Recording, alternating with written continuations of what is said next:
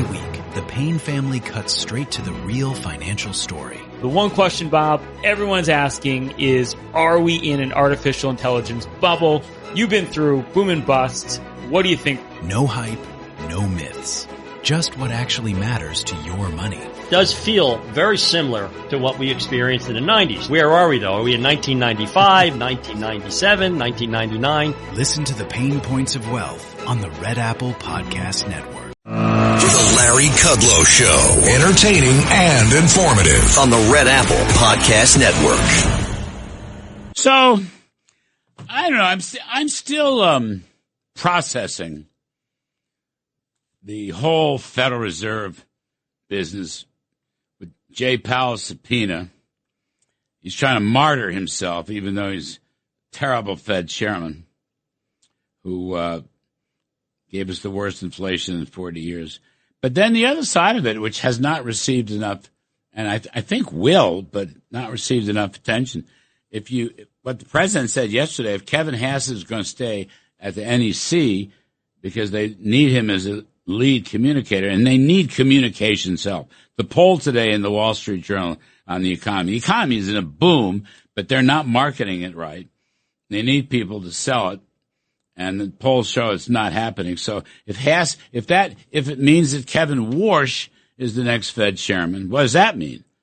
It hadn't really discussed a lot here on Kevin Warsh. And there are other issues. We got a health plan to talk about, and we got welfare fraud to talk about, and we got two stars, Liz Peek, Fox News contributor, syndicated columnist, Steve Moore, WABC Radio, host of More Money, which comes on after this show and most of these same radio stations. Welcome to both of you. Liz Peek, what do you think about the Fed story? Give me a little Liz Peek here. Well, I think this is just an unnecessary error on the part of President Trump, because really what he wants is to get rid of Jay Powell, and what he's now got is a Jay Powell who is dug in and seems likely to stay through his term, not term as chair, that is definitely going to end in May, but his term on the board, which goes till 2028. So I think this was a mistake on the part of the president.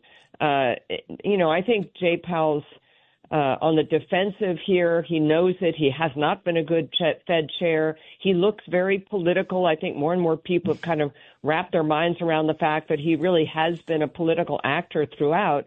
But now he's got the high road. I mean, the New York Times is headline today or yesterday was Powell, an unlikely foil, takes on Trump. I mean, now he's becoming sort of a heroic figure. Oh, my gosh, did we not need that?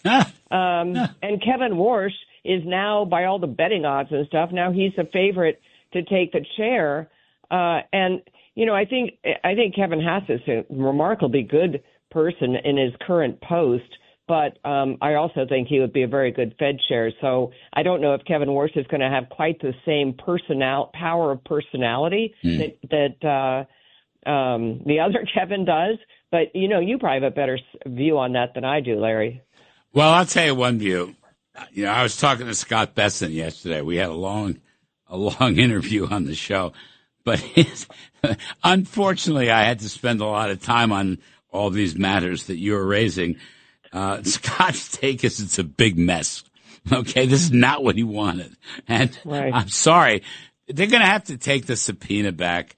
They're going to have to do something. I mean, they're going to have to get it through the Senate Banking Committee. Tom Tillis, these other people don't like what's been happening.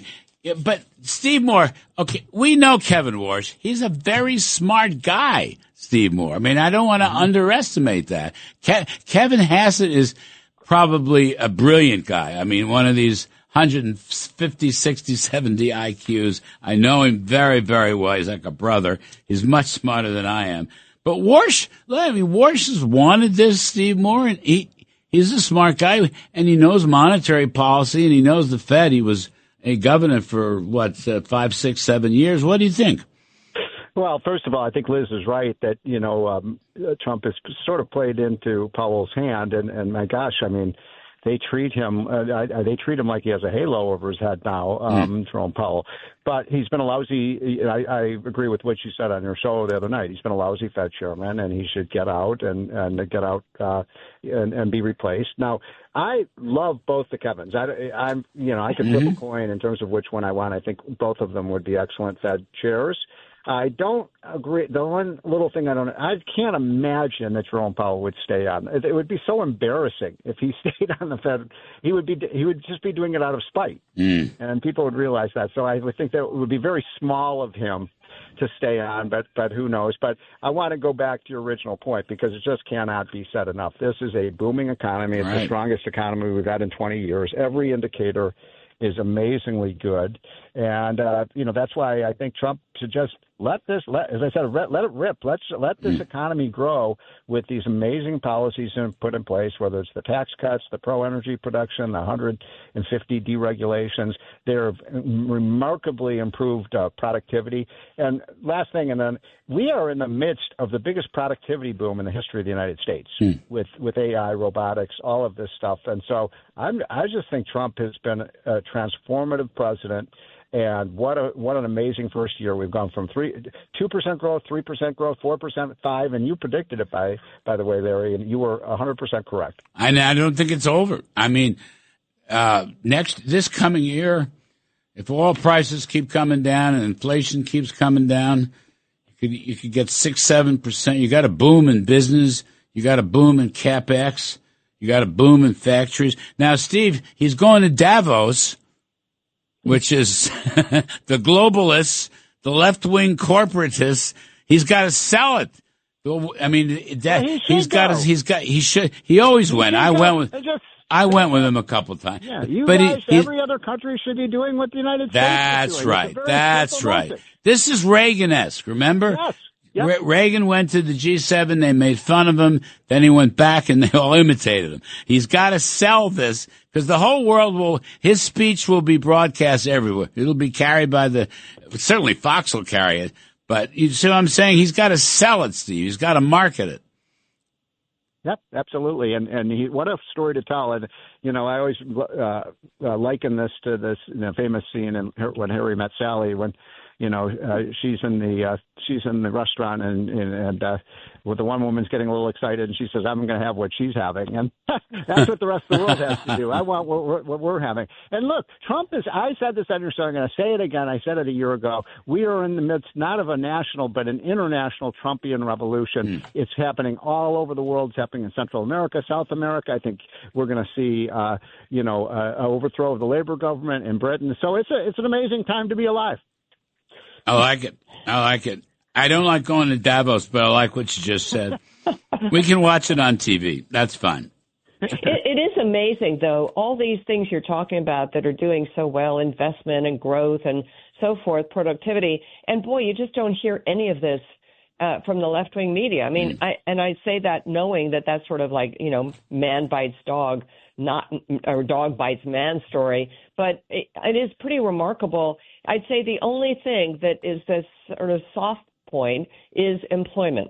And I think that has been sort of revved up to be the only topic people talk about, and the fact that inflation is still above 2%.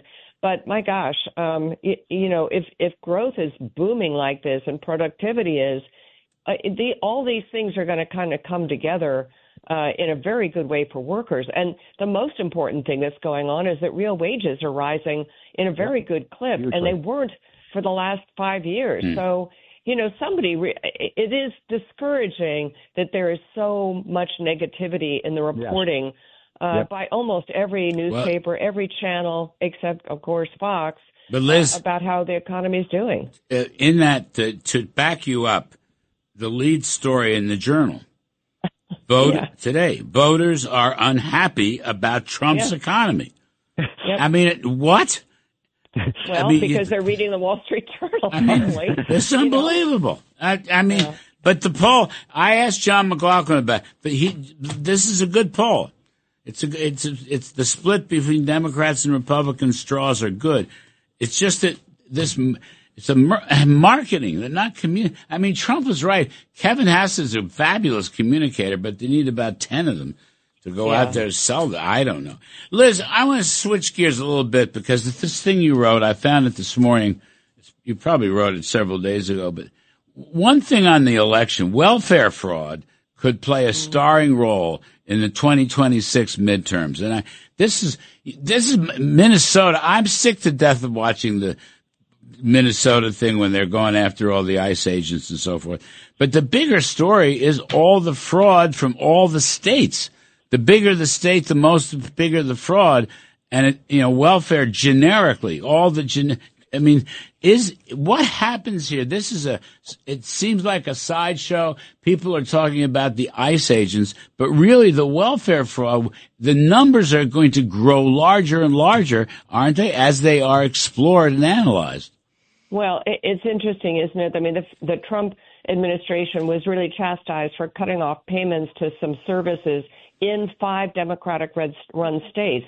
Why did they do that? Because there's evidence that it is just riddled with fraud. And look, I wrote that because J.D. Vance came out and sort of, didn't get much attention for it, but has installed this new person in the Department of Justice to operate out of the White House to investigate welfare fraud. Then Scott Bessent followed up with this pretty astonishing comment that 5 to 10% of our federal budget is going to fraud and theft and so forth. And I do think that this repeated revelations in New York State, which is just horribly criminally neglectful of the money that is going into various kinds of programs that are known to be underlined by fraud. California, a lot of this started with welfare payments going to illegal people in the country illegally, which is illegal, but the states did it anyway. And I think the Trump administration is really going to make a big issue of this, and I hope so, because, my gosh, it comes down to $300 to $500 billion a year basically being stolen. And by the way, this is not the GOP saying this. This is the Congressional Budget Office, and they put out a big report when Biden is in the White House saying the same thing. And what was the response? Nothing. Nobody did anything. This is just about a year ago, not quite a year ago, I interviewed Elon Musk, and we talked about this, and because he has come up with this number of $500 billion plus. Well. And I said, okay, where's his own people? But he also added that the GAO had done this, okay? General Accounting Office. So it's supposedly nonpartisan, and it probably is. I don't know, Steve. Not bad. But they have, in 2023, so 2 years ago, they put out the report. I don't remember the exact number, but I'm going to say it was $550 billion. Around that, yes. Okay. Yep. And the trouble is the Biden administration completely ignored it.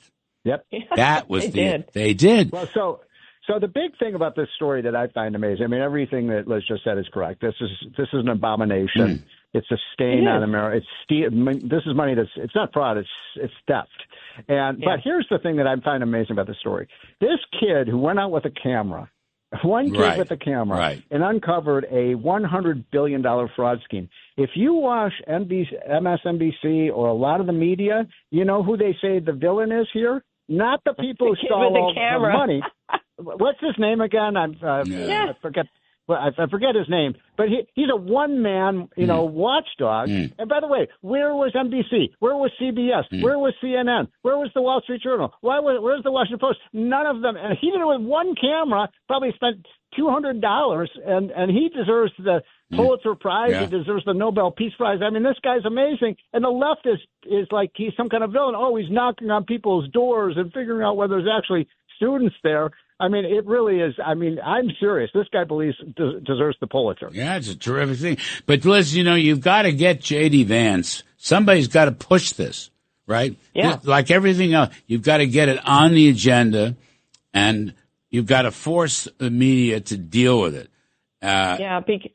I agree, Larry, because the Republicans have the high ground here. Democrats, yes. Absolutely. The Trump administration wanted information about Social Security payments and Medicare because so many of them were going to people who were dead or people who, had moved away or whatever. And there are all these Democrat-run states won't even provide the information. Right. They say, because it's fraud. because, they want don't the money. Exactly right. They're saying, because we don't want their personal information, i.e., are they citizens, explored and revealed. No, it isn't that. It's because any dollar taken out of welfare payments at this point, Democrats view as a dollar less with which they won't be able to buy votes. Right. And I'm sorry, but that is what it's all about. Let me take a break. But you're spot on. Every dollar, every nickel, they want it all. Liz Peek, Fox News. Steve Morse, radio host, WABC. He's coming up on most of these same radio stations right after this show. Sort of interesting reading about President Trump on the phone with Senator Elizabeth Warren. He's been texting with Mandami, which I kind of like that. I don't think anything comes of it. But he's reaching out. But the Liz Warren thing is about this 10% cap on credit cards, which I don't think is a really good economic policy. We got Liz Peek, Fox News contributor, and Steve Moore, whose More Money show comes on after this one on most of these stations. Steve, I mean, it's kind of fun to hear him that he's talking to Elizabeth Warren. But the 10% cap, I mean, the banks are furious. Credit cards will be denied to middle-class people, to minorities. I mean, these things I remember this from the first term, but nothing came of it. I mean, what do you make of it? Why do we have to go through this? Well, whoever knew that Pocahontas was on speed dial over the White House? Yeah, that's right. Right. Yeah. Look, 85% of Trump's policies are excellent, pro-growth, pro-free market, and every once in a while, as you know, Larry, you work for the guy. Every once in a while, he comes up with a bad idea, and our role is to try to steer him away from those. It is a bad idea. It will deny a lot of people from credit, and as we said in the hotline the other day, the alternative will be to go to Guido the loan shark for loans, and it's not going to help anybody, and so we shouldn't do it. The other one, please just go through it, Liz. He's very this Denmark thing is really taking off now. Did you see this morning?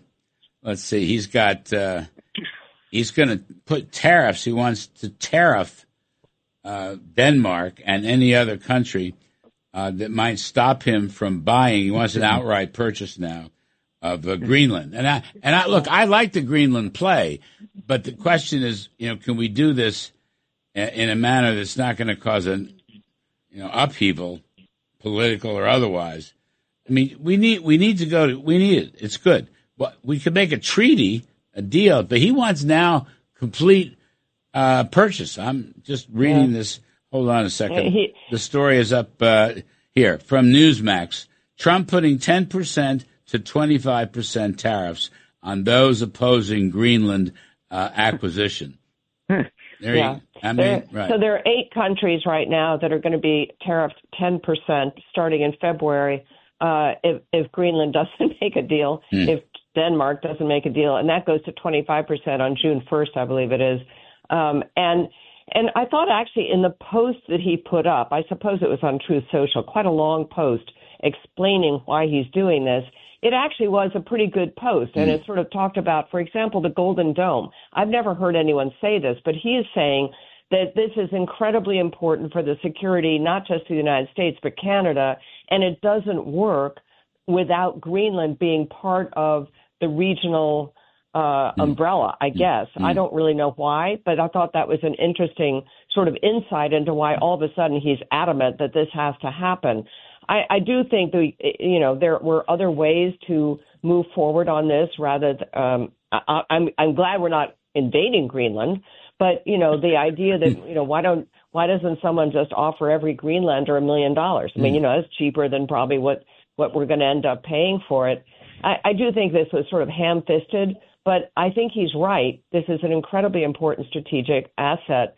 The question is are there treaties expansion of military bases, other ways to expand and guarantee, which is really the issue, Americans' control over Greenland that doesn't involve, all-out confrontation with 8 European nations, because that's just sort of another mess.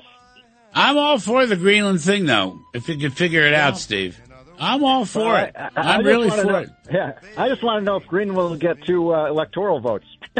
Oh, really? No, they'll get 2 senators and a House member. That's what's going to happen. Liz Peek, thank you. Steve Moore, show's coming up on most of these same stations. More money. Thanks, kids. I appreciate it, folks. I'm Kudlow. We will be back next weekend. Thanks for listening. America's debt is now over $38 trillion. So, protect your savings with something real. Gold. Sanctuary Metals helps you move a portion of your retirement into physical gold. Tax-deferred and penalty-free. Please call 800-801-6487 or just visit sanctuarymetals.com to get your free retirement defense guide. That's sanctuarymetals.com.